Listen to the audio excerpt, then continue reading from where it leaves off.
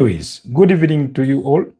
Good evening, everyone, and welcome back to the Football Tribe UG channel. Robert Kesakos is your usual suspect. Welcome back to yet another live broadcast on your favorite football updates channel. It's a pleasure to be back with you on this beautiful Thursday night, the 5th of March 2026. Yes, we do come to you live once again to discuss the latest from the world of football and more. As we speak, the game between Tottenham Hotspur and Crystal Palace is ongoing. That game is still goalless.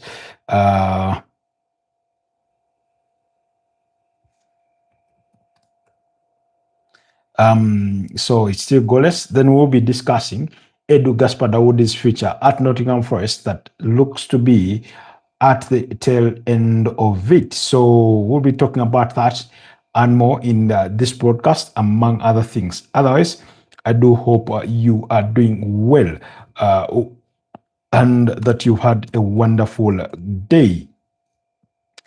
Okay. For those of you that are not aware, we did put out a video earlier on regarding why giving my opinions, why I think the Premier League title race isn't over yet, despite Manchester City dropping points yesterday. I do give my views in that video. So for those of you that are yet to watch it, please go over there and watch that video. And then tomorrow, I think, yes, tomorrow we should be having another one coming out about Arsenal. Yeah, I have another conversation for you about Arsenal. So Arsenal fans, look forward for that one. And let me know whether you agree or disagree with the views that I will highlight in that particular video. Then, of course, I will be, I think tomorrow, God willing, I'm supposed to do an episode on Manchester United. We'll talk about that as well, So look forward to that one as well. For those of you that have already watched, thank you so much for taking the time. Do not forget to do us those absolute honors of liking, commenting, sharing, so that our content or our videos can be further recommended to wider audiences. Whenever you do that, whenever you leave a like, whenever you leave a comment, whenever you share, you help our content be distributed to wider audiences or be recommended to other audiences that could be interested in what we have to say on the channel. So please make it a point to do any of those things. Allow me to have our audience tested before we go any further. Just to be sure everything checks out.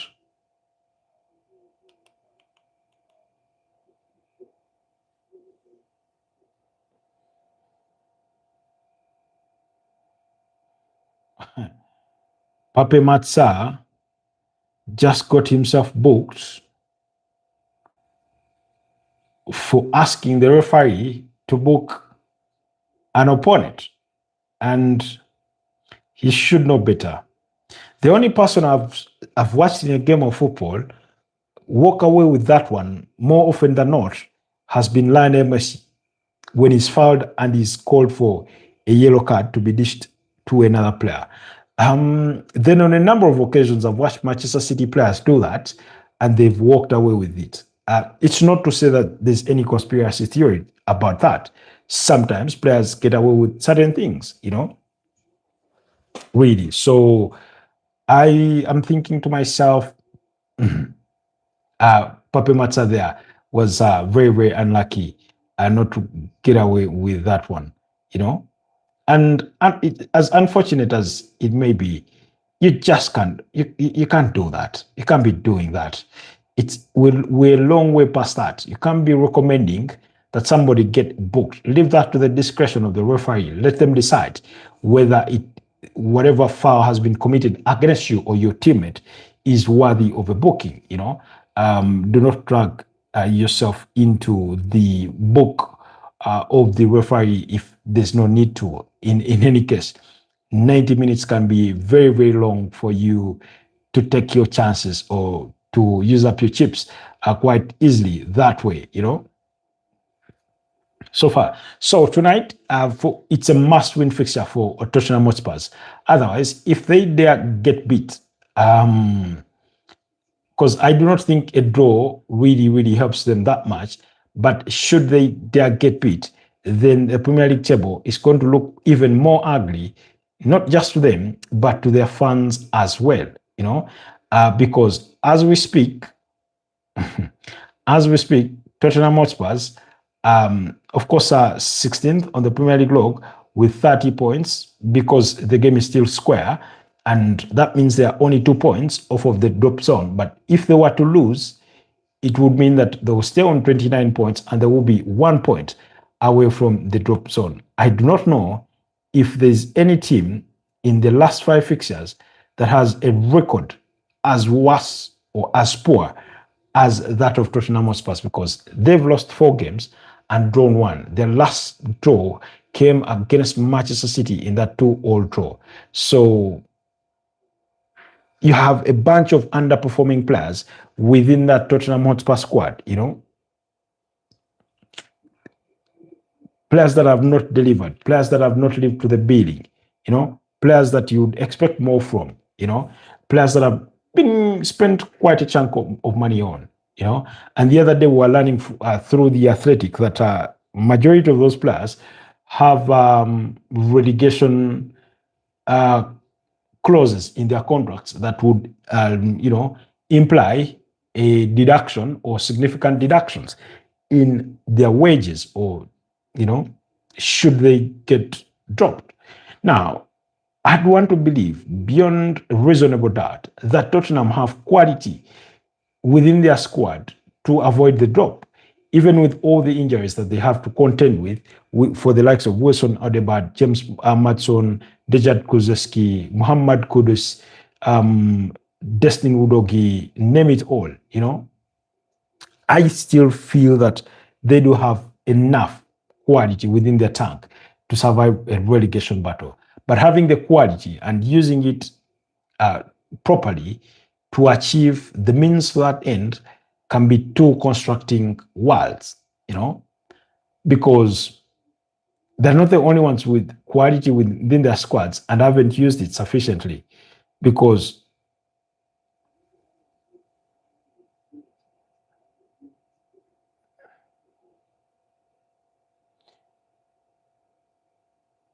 meanwhile, Crystal Palace have scored through Ismail Sarr. He did not celebrate the goal. He looked afraid that the goal was going to be chopped because of an offside, but it does take a deflection of a Tottenham player before hitting the back of the net, So I need to have a look at that. Is he onside? He looks offside.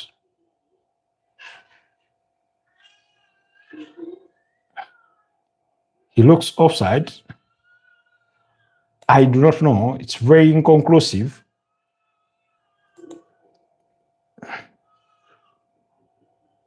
Whether the goal will stand.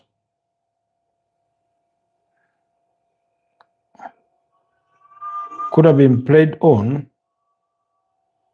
by just the knee of Mickey van de Ven. Usually when it comes to offsides, the margins are quite tight. Now, when it comes to the offside rule, Arsene Wenger, the former Arsenal manager, who is the head of global football at FIFA, did come up with an amendment to the offside rule to say a player should have his entire body in an offside position for him to be ruled offside. Not this business of having their shoelaces, the hind of the boot, their elbow, their finger, the tip of their ear or their nose being in an offside position. He wants the last man to be entirely beyond the last defender before he's deemed offside. Because now I understand where he's coming from, and it's going to be a subjective kind of rule. But I've always argued, if Brad Erling Haaland stands on the same line, literally in the same line with, let's say, Martin Zubimendi, chances are, because Brad Erling Haaland is taller and has a wider shoulder profile, is bound to appear offside if he's standing on the same line with Martin Zubimendi.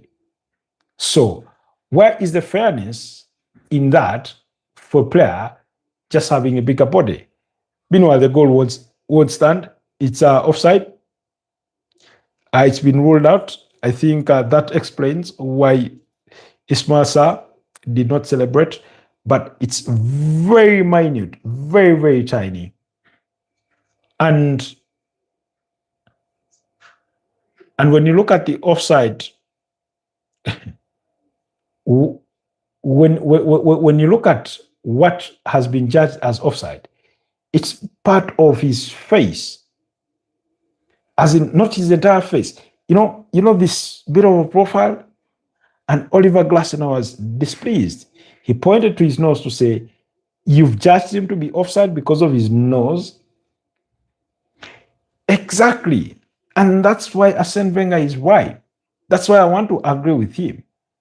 How do you judge a player to be offside? Because of their nose, because of their eyebrows. Make it make sense.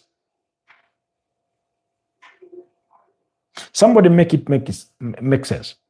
The other way, or thing I've always argued against, is that how do you rule a player to be offside if it's their hand that is offside, and yet when they score with their hand, that call doesn't stand? You know? So really, the offside rule, I'm all for it being reviewed. I'm all for it being reviewed. You know? I'm all for it being changed. You know? So, Crystal Palace have just been robbed of a genuine goal. Now, somebody will argue the rules are the rules, but you see, the assumption here is that this technology is perfect, which it could be, but also the question is, what's the margin of error? And now, Tottenham Hotspurs have scored through Dominic Solanke on the other side to get the lead for Tottenham Hotspurs.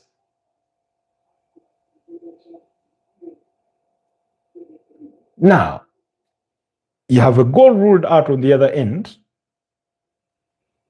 for Crystal Palace, wrongly so in my opinion, and now Tottenham Hotspurs have scored on the other end. Life, as is sport, can be very cruel, can be very unfair.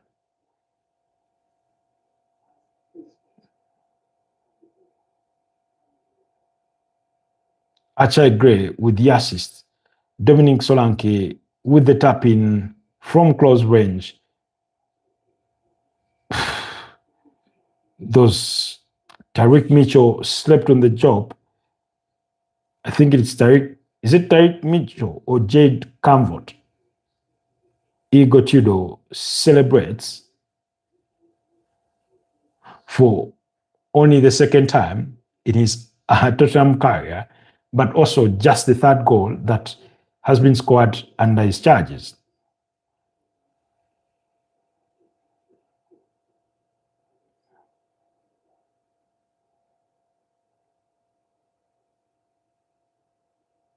Matthias still. Anyways, let's quickly have a look at how those starting 11s look like in as far as this game is concerned, because it's critical or crucial that I let you know who the starters are. Tottenham have Vicario in goal. They have Pedro Porro, Kevin Danso, and Mickey van der Ven starting in a back three. Hi, John. Good to have you. John, give me your thoughts about Arsenal's performance yesterday in that 1-0 victory, because yesterday you are only here partly with us, or briefly, because you are watching that game. What were your views, your thoughts, your impressions about that Arsenal side? Do you think they will get it over the line in terms of pursuing the Premier League title? So, Spurs have Vicario in goal, Pedro Porro, Kevin Danso, and Mickey van der Ven in the back three. They have Achai Gray, they have Joao Paulinho and Pape Matar. Then they have Joao Victor de Souza, Menez. They have Randall Colomwani, Matthias Tell, and Dominic Solanke. On the side of Crystal Palace, they have they have Dean Henderson, Chris Richards, Chadi Reid, J.D. Camvot. They have Daniel Munoz, Tariq Mitchell, Daich Kamada, Adam Wharton, Ivan Guesan, Ismail Sarr, and Jogen Strand Larsson. Those are the starting 11s for both teams. But Daniel Munoz was forced off in the 14th minute, and Nathan El Kraini was brought on. So I do suspect, because I wasn't a part of the game at that moment, I do suspect it was because of an injury.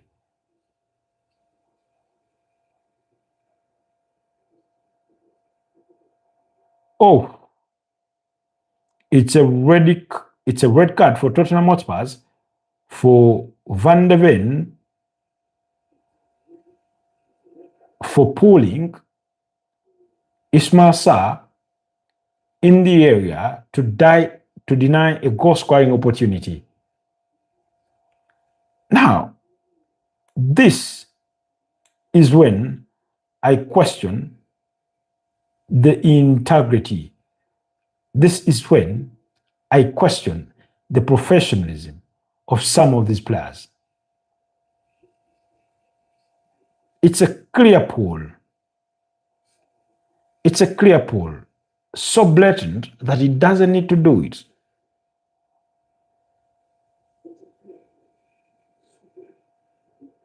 You're fighting against relegation. You've gone into the lead, and suddenly you put your team in jeopardy with such a stupid foul. My school of thought is always, or my opinion is that, let him go and score, fight your way back, but ensure to stay 11 players on the pitch.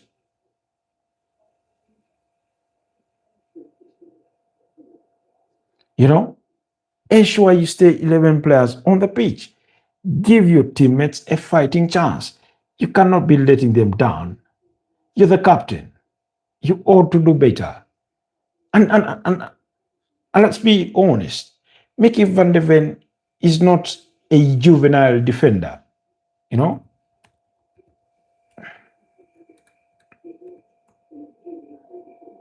Mickey van de Ven is not a juvenile defender.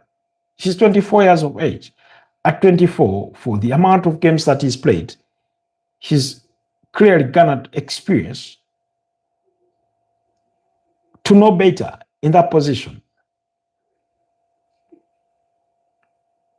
If Dean Housen was making that kind of foul, I would perhaps, nod my head in disappointment, but also understand that this is a young player with little experience.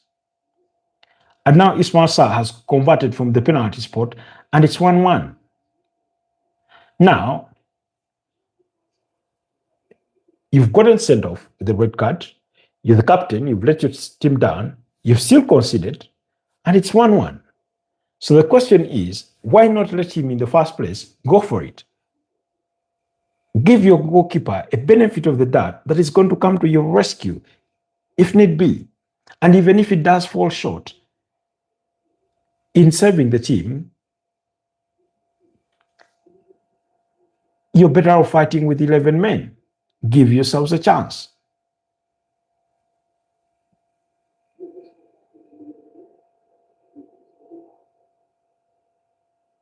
Now, the question is, how do Tottenham Hotspurs cope with that from now on?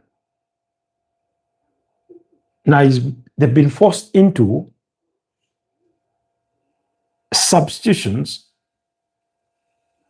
to try and play a balanced game. Now, it's not unusual for a 10-man side to win a game of football, but it makes the task even much harder because every player has to work twice as hard to try and provide cover for the numerical disadvantage they find themselves in. Yesterday, we saw Newcastle beat up against Man United by 2-1. Newcastle were down to 10 men, from the tail end of the first half. And Newcastle scored both their goals while they were down to 10 men. Whereas it is possible that you can win with 10 men on the pitch, it makes it harder.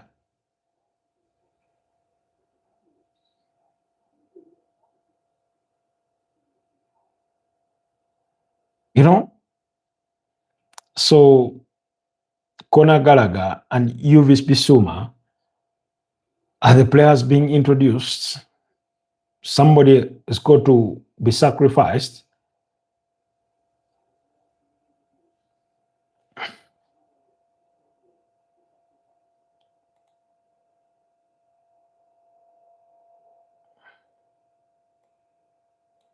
Rando Colomwani and Joao Souza are the two players that have been withdrawn for Conor Gallagher and Uvis Bissouma.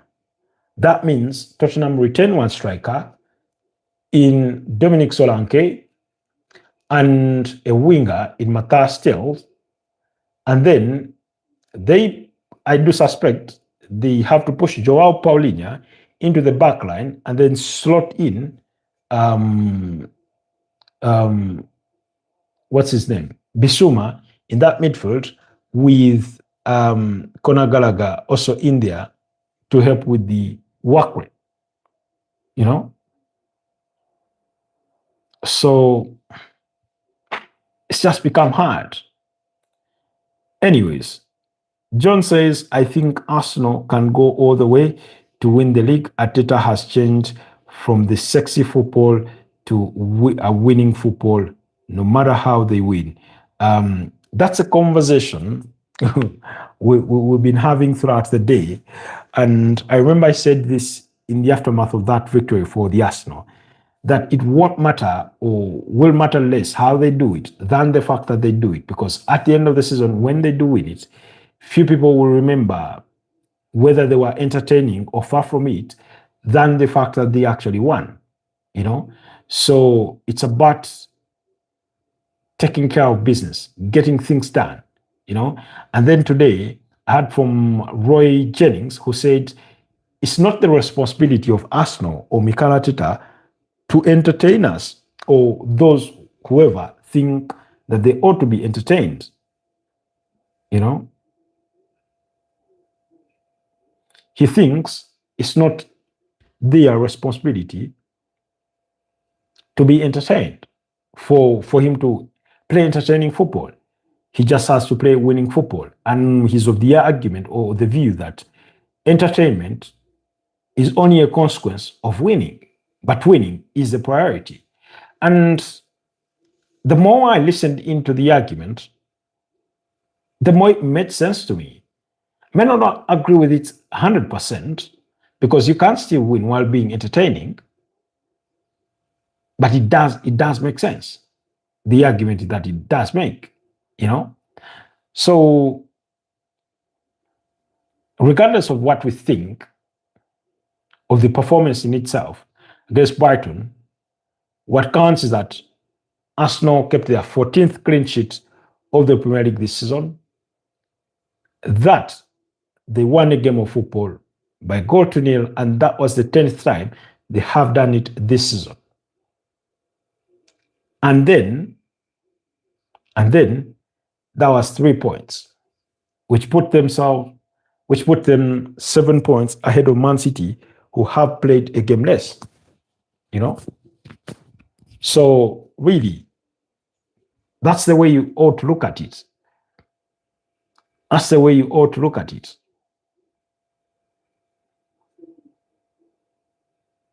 And it's really hard to argue against, you know?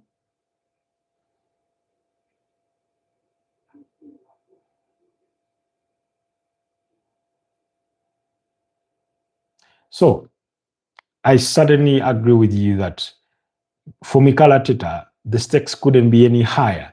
Meanwhile, allow me indulge you with some bit of gossip. And oh, it's a goal. Crystal Palace lead by 2-1.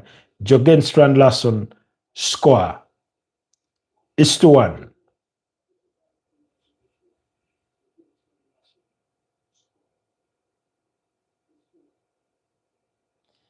Down to 10 men. and now 2-1 behind. Jørgen Strand Larsen. You must feel for the Tottenham Hotspur fans. You must feel for them.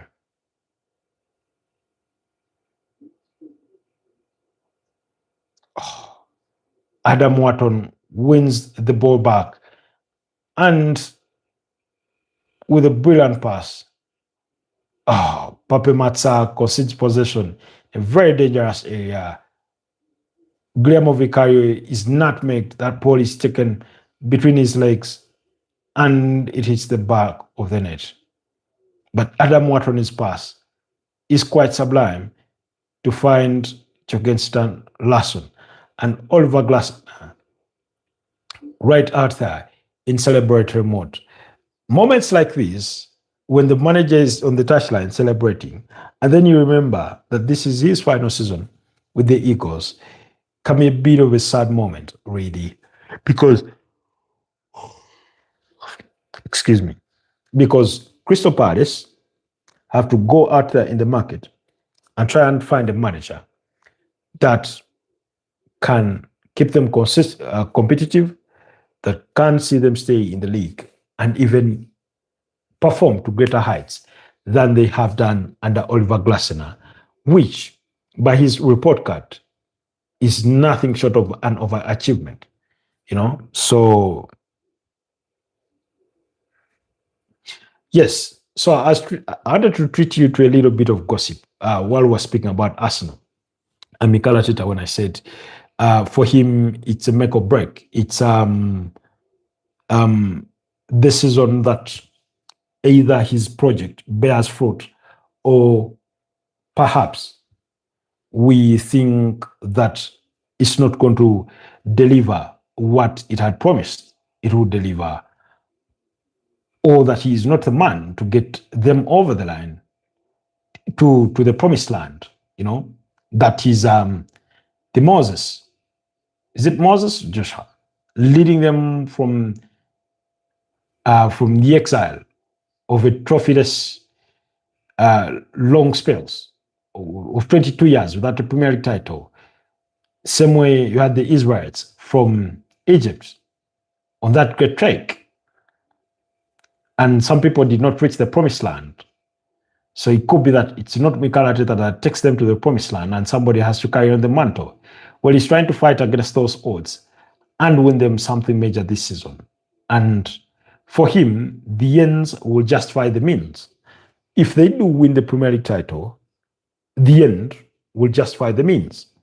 Now, treating you to a pinch of gossip. I don't know if this is more wishful or just, usual football street talk. But there was a Real Madrid account alleging that Mikel Arteta plans to step down from his role if he were to win for Arsenal the Premier League title and the UEFA Champions League. That to him, he would have achieved the fruits of his project and he would be looking for a new challenge. That he would be looking for a new challenge. Well, I don't know if you're Mikel Arteta, I don't think there's much encouragement for you to leave Arsenal and go to Real Madrid. First of all, Mikel Arteta is a Barcelona person through and through. As for starters, whether Real Madrid would consider him, that's a whole different story. But he came through the Barcelona ranks, and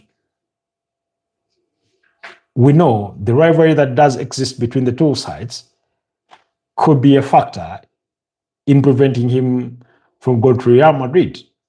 But let's take the assumption that he would consider it. Why would you go to Real Madrid, where Xabi Alonso, with whom you share a similar profile in terms of being young managers and managers that are trying to prove their worth, has just been shown the exit and not given the benefit of time? Because, trust me, modern day young managers, they need time. They do not need a blank check of time, but they do need time. And that's got to count for something.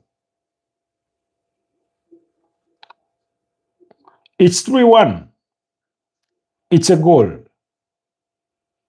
Ismail Sarr has just got there and nicked that ball, and Tottenham Hotspur fans are leaving the stadium. Igor Tudor can hardly believe it. But guess what? All that they are going through is because of that one key moment, that lack of judgment, that lapse in concentration, that lapse in judgment, that poor judgment by Mickey van de Ven to pull Ismail Sarr to deny goal scoring opportunity, and he got himself sent off.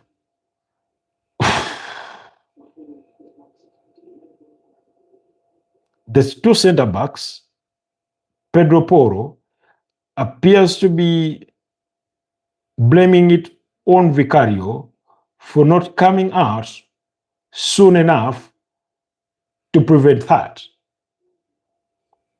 He feels Vicario should have come out quite early enough because the ball is played between the two center backs in Pedro Porro and I think Palinha.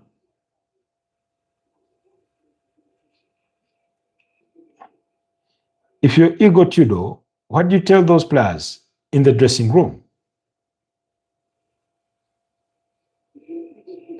What do you tell those players in the dressing room to motivate them? Perhaps he may have to make a call to Ed Howe and ask him how he did it. But Newcastle were relentless yesterday. They gave it their 100% or 110%. They threw everything they had at Manchester United after the sending off of Jacob Ramsey. Tottenham Hotspurs have not done even a pinch of that.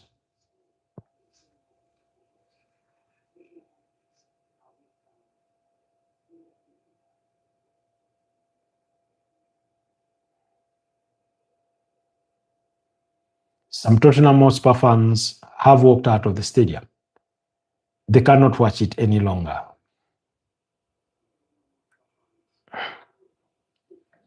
They cannot watch it any longer. They can't stand it. They can't stand that sort of horrendous performance.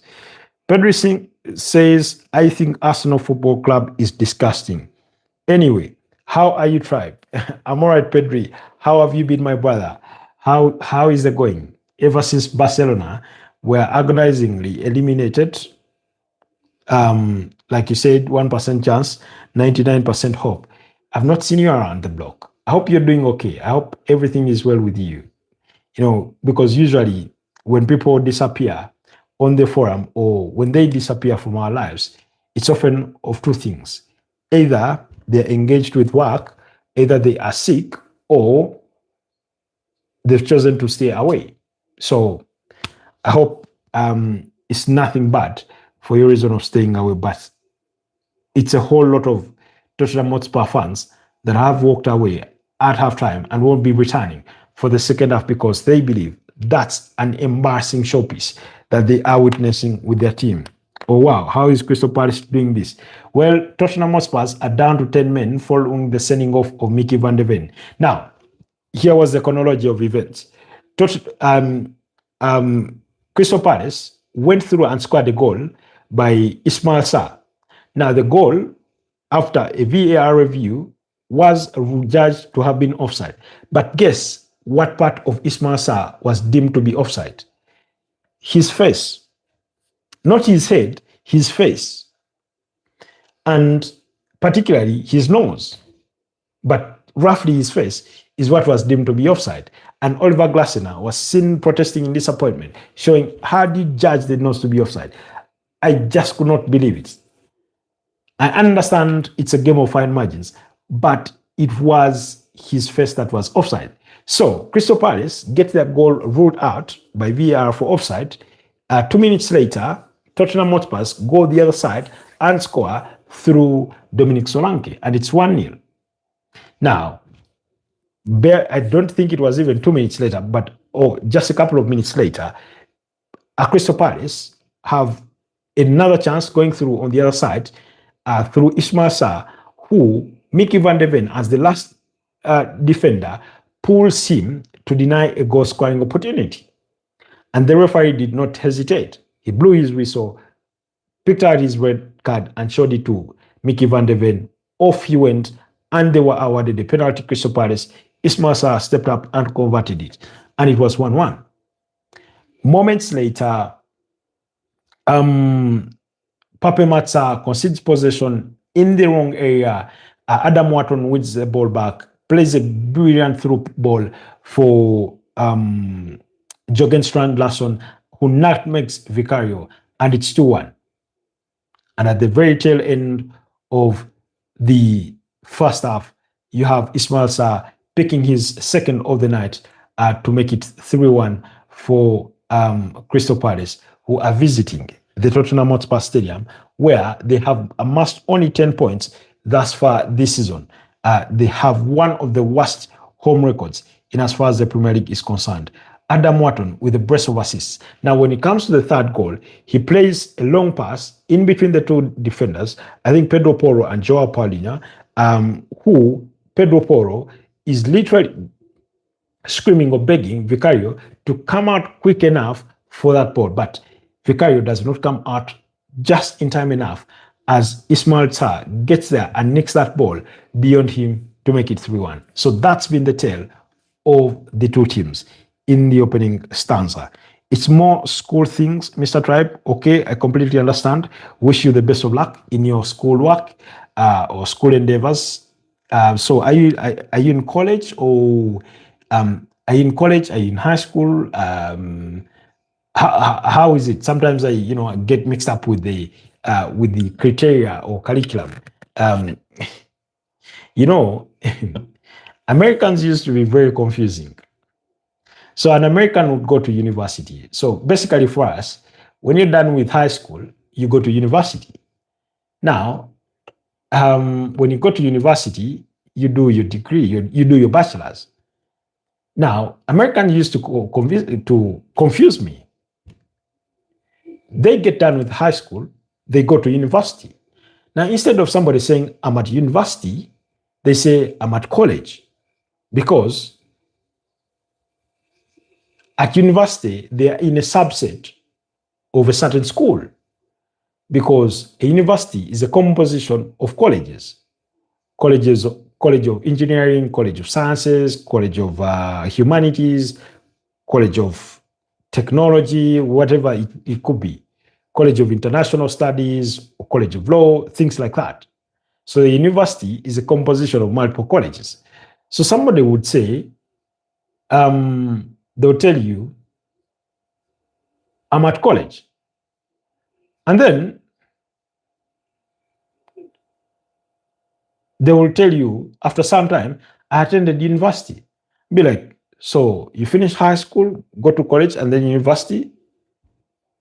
Nigga, explain it in the simplest of terms.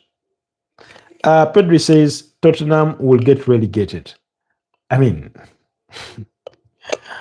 they say never wish anything bad on somebody, but wow, Tottenham getting relegated. Arsenal fans would have a field day in London. If two things were to happen, Arsenal win the Premier League and Tottenham gets relegated, Jesus Christ. Jesus Christ. Do you know what that would mean for the Arsenal fans in London, in North London, or in the UK? Because, like I keep telling people, because it's the honest truth, whereas there is a big rivalry between Tottenham Hotspurs and Arsenal fans over in the UK, it couldn't be more different on this side, because this side, the rivalry is between Arsenal and Man United. They do not look at Tottenham Hotspurs as an equal. They do not look at him as a rival. They look at him as any other fairly good or averagely successful team within the ranks of the Premier League.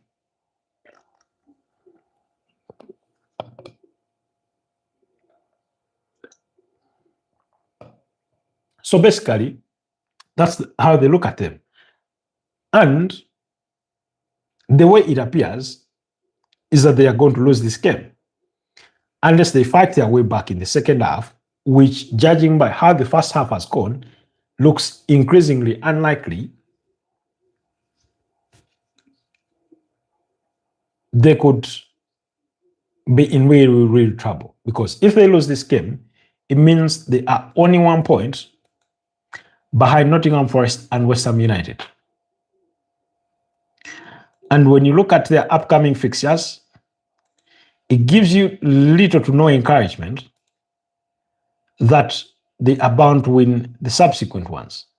Because their next game is an away trip to Liverpool on Sunday, the 15th of March. You know? So there's that. And then, sorry,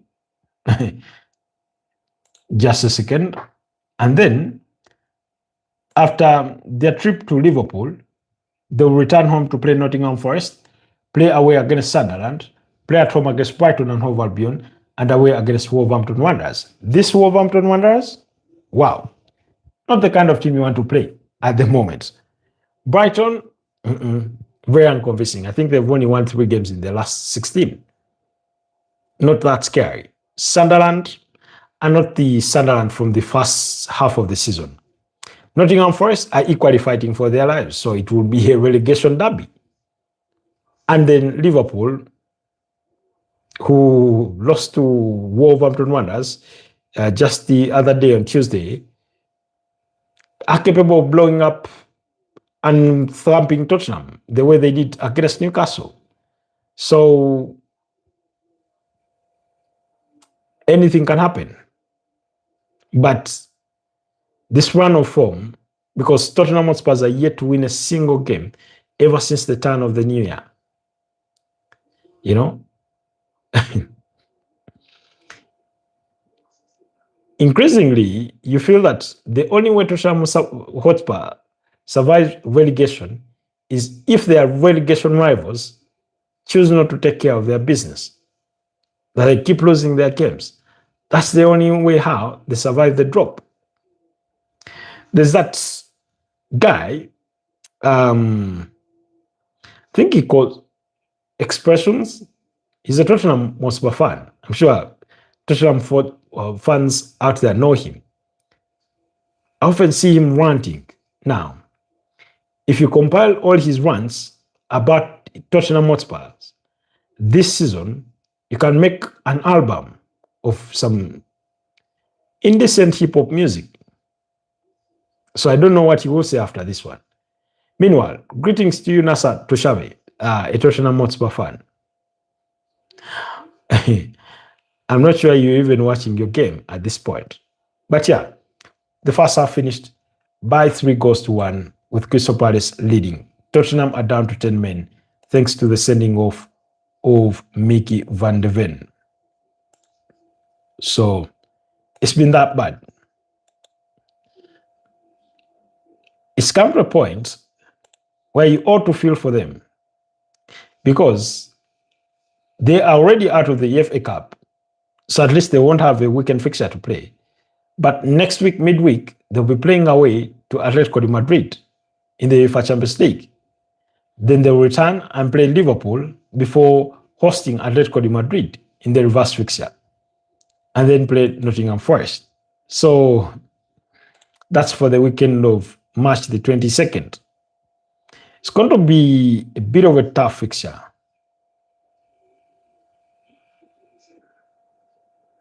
You know, it's going to be a tough run of fixtures.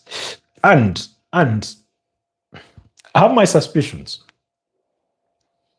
that by the time we get to complete the home and away ties of the UEFA Champions League, Igor Tudor may be already be out of work.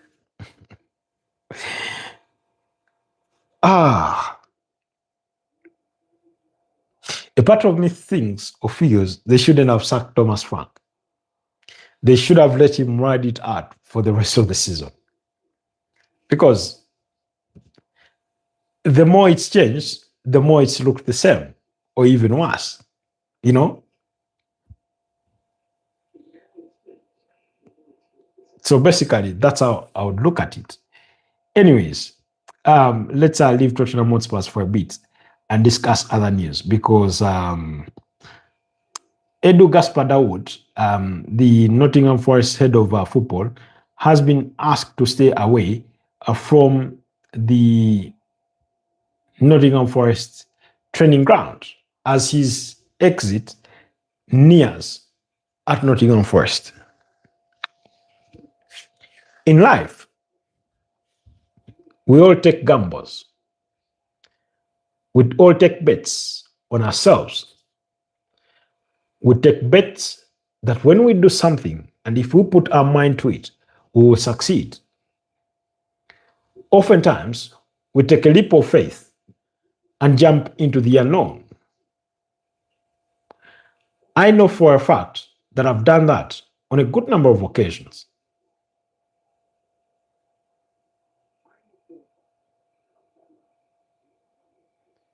I know for a fact that I've done that a good number of times.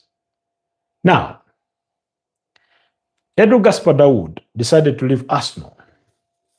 I don't know whether it's because he had envisioned he had hit the ceiling of his career growth on the Arsenal organizational chart. I remember rumors coming out that when Vinay Venkateshan has stepped away as club CEO, that he had aspirations of getting that position. Whether that's just a rumor or it's an absolute reality is that eventually he decided to part ways with Arsenal. For Arsenal, that may turn out to be a blessing in disguise because they then got Atletico Madrid former sporting director in Andre Bata, who,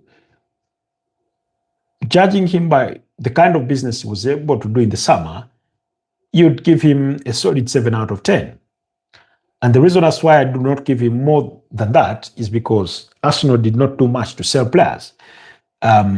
Those that they thought they needed to sell. At the end of the day, many of them went out on loan. The likes of Reece Nelson went to Brentford on loan. The likes of Alexander Zinchenko went out on loan and things like that. So that's why I reserve the other, 3% for that.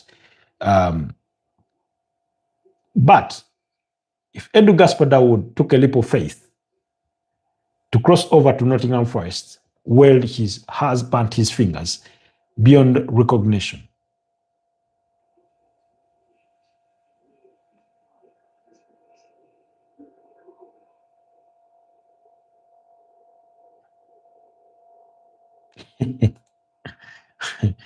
I was reading something that is quite funny. Shouldn't be funny, but it is funny. So, Edu Gaspar Dawood has been asked to stay away, and that's according to the Telegraph. So, the Telegraph football say Nottingham Forest have told Edu Gaspar, the global head of football, to stay away from the club as his departure edges closer. Now, as global head of football at Nottingham Forest, he was expected, or he was in charge of spearheading the club's recruitment, footballing structure, and things like that. So they've told him to stay away. He's had a very turbulent tenure at the City Ground, where majority of the players he signed have not worked out. And similar to the criticism that lay certainly during his time at Arsenal, again, his relationship with a football agent called, is it Kai Orobichan, something like that, has once again been questioned. It's I don't know. Everywhere he goes, that sort of relationship with that football agent seems to follow him. It seems to pop up.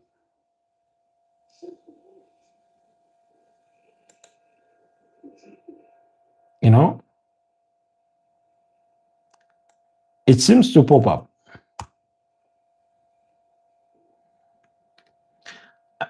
And I do not think that's a good thing for his career. You know, I don't think that's a good thing because he's been in this role for about 7 months, thereabout.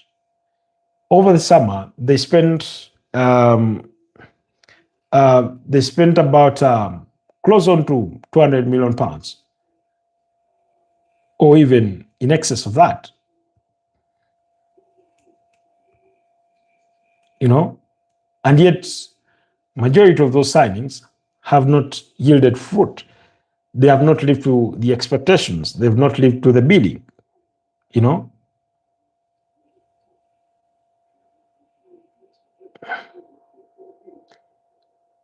whereas they are of the view that Evangelos Marinakis wanted to use his experience to build a better squad that could compete favorably in the UEFA Europa League and in the Premier League, following their qualification to the UEFA Conference League before they were elevated to the UEFA Europa League, because Crystal Palace had found themselves downgraded from the Europa League to the UEFA Conference League for being found in breach of the multi-club ownership rules, because their then shareholder, John Textor, was also an owner at Lyon, two teams that were bound to play in the same competition. Oh, they burnt their fingers.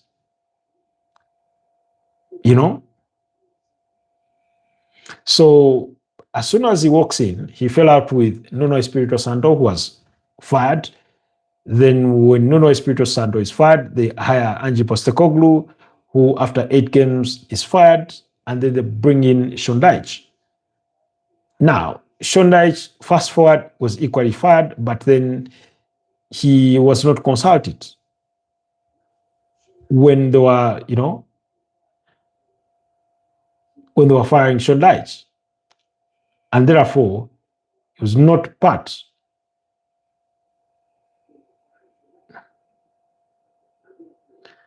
and therefore was not part of the hiring of Vita Pereira. But also Evangelos Marinakis ought to stop this business of hiring his friends. Vita Pereira is his friend. Edu Gaspardaud is his friend. Ange Postecoglou, I do not know whether he's his friend, but apparently they had an okay relationship.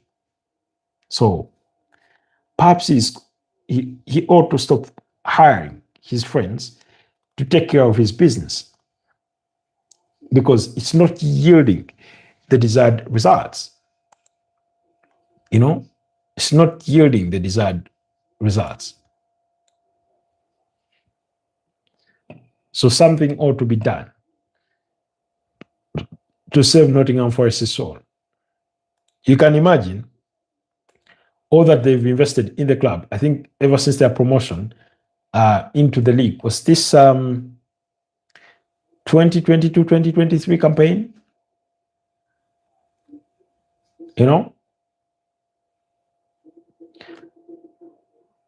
I think that was about the time when they earned their promotion to the top flight. So this should be their fourth season in the Premier League.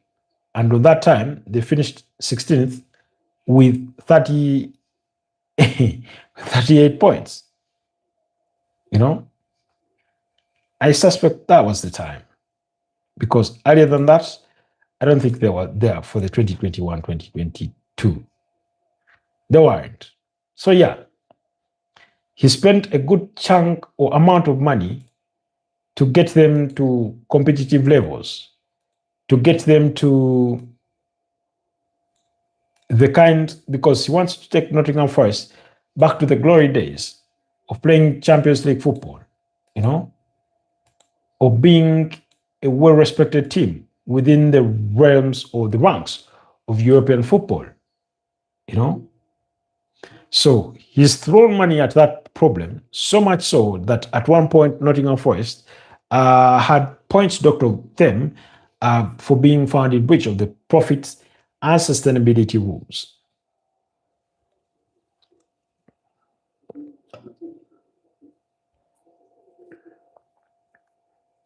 So really, meanwhile, the game between Crystal Palace and Tottenham Hotspur has returned for the second half and is already in the 52nd minute. Igor Tudor can only shout on that bench.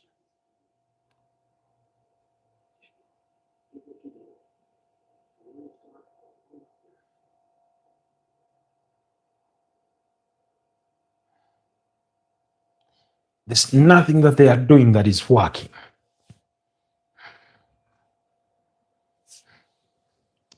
We're talking about a team that started the campaign so well, beating up against teams like Burnley, beat Man City, they had a decent start to the season.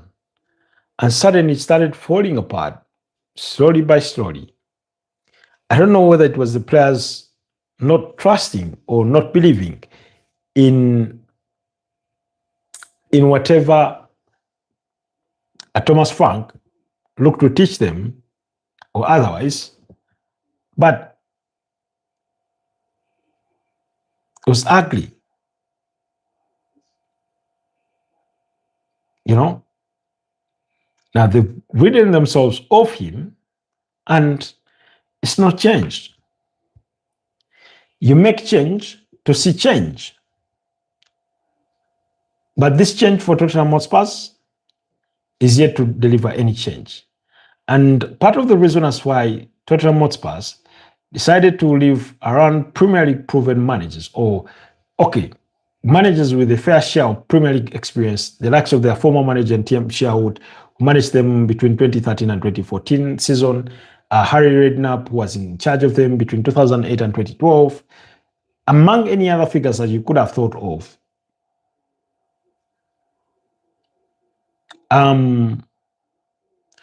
they went for Igor Tudor because he had had a fair share of experience of coming in as an interim and salvaging the reputation of teams. He did that at Juventus when he replaced Massimiliano Allegri, so much so that they trusted him to guide the team through the FIFA Club World Cup and eventually handed him a contract before he was fired later last year.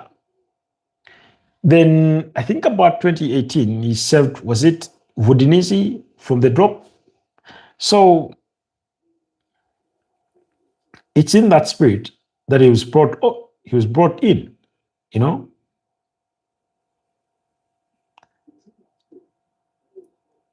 and yet it's not worked out. Or so far, it's not working out yet. So only time will tell. But time is not on his side.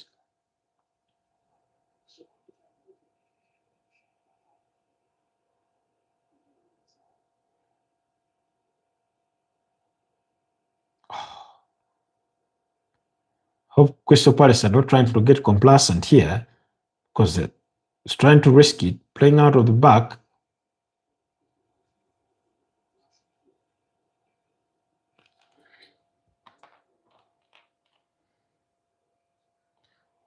Tottenham have had a few chances in trying to create moments that can culminate into goals, but it's yet to yield fruit. Anyways,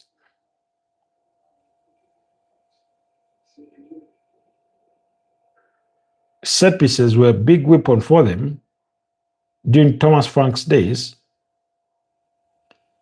but it hasn't looked much the same since his departure.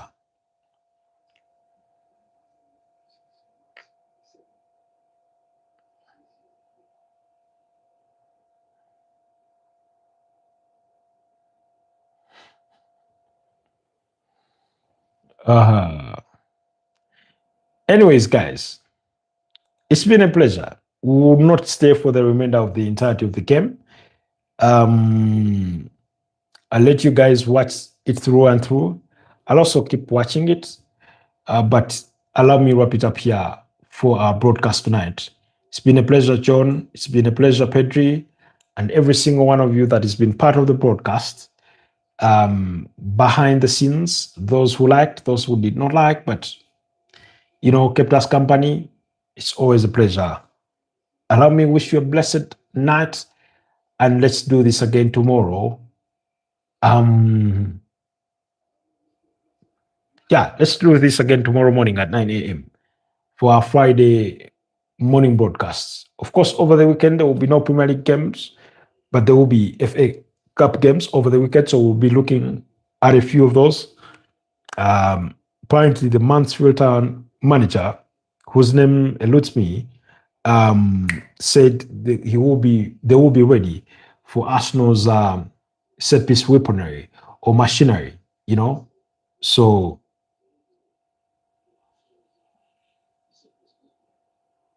yeah, it's been your usual suspect, Robert Kesakos. Have yourselves a blessed night, and let's do this again tomorrow. Bye bye for now.